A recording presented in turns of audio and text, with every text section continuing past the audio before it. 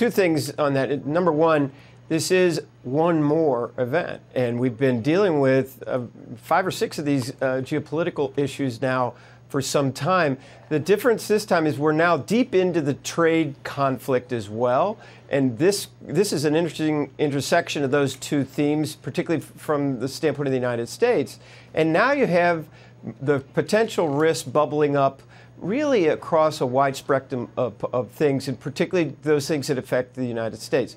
Will we, for example, start demanding a higher risk premium for U.S. stocks and for a lower risk premium for bonds? That was clearly the action today.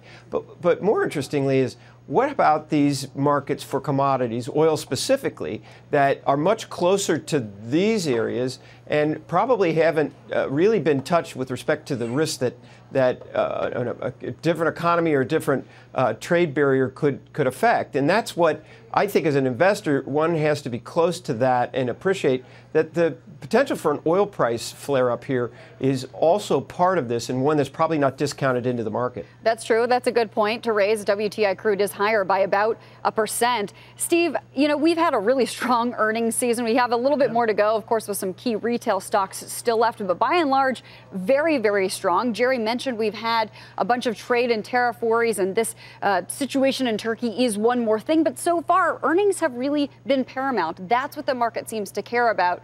Do you think that that is the right way to think about it, that earnings strength sort of can absorb all of these other problems that are bubbling up? Or is this something different this time when we're talking about what's going on with Turkey and the potential spillover?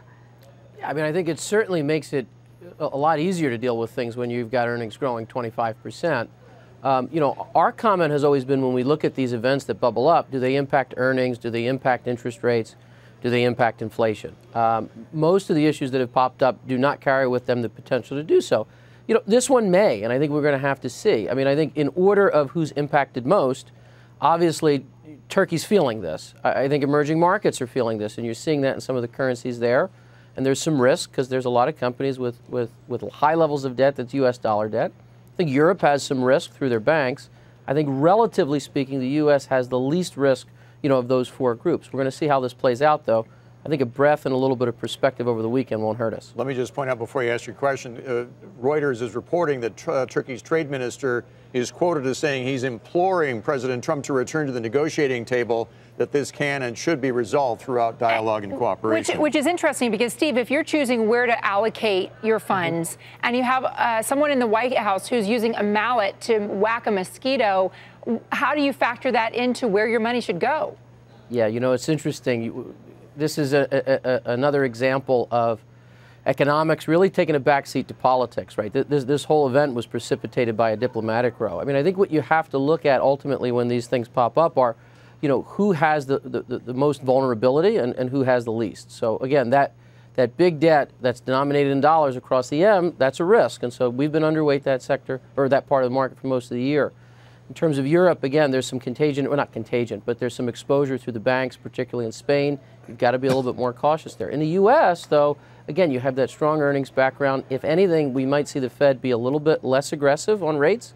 That's not a bad thing. It's not to say that we won't be impacted by this at all, but I think of the constituents, we're probably the least impacted. Jerry, we have to wrap, but real quick, I want to give you a chance to give us some of your investment advice where we're going right now, particularly in that oil patch. I know you've got your eye on a couple names there. Yeah, I mean, I would make sure you have some exposure there. The outlook for the oil markets over the next 18 months in particular are much tighter than I think people give credit. And given that any type of issue here in the Middle East in particular could set off a much bigger move in oil, you should own names like Oxy, EOG, Pioneer, as a not only a growth name and a growth opportunity, but also as a way of hedging against the types of risks that don't seem to be going away.